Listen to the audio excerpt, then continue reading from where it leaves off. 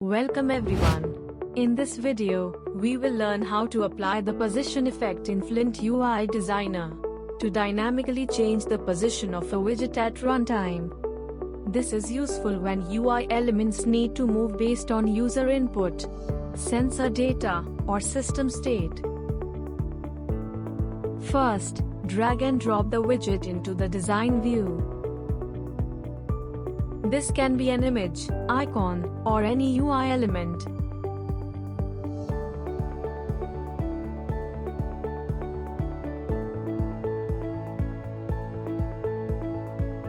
Next, create data variables that will control the position.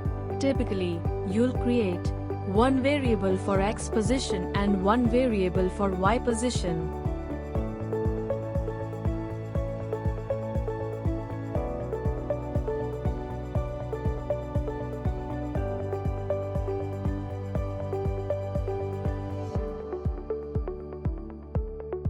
Set appropriate ranges based on your layout. Select the widget. Go to the Properties panel and open the Effects tab. Click Add Effect and choose Position Effect to the widget.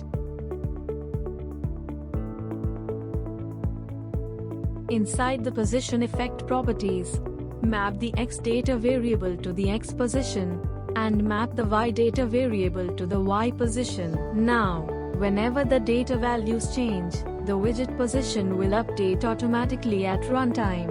Save the project and click Export All. Run the simulation and modify the data values to see the widget move dynamically based on the updated position values. Stay tuned for more Flint UI Designer tutorials. Thank you.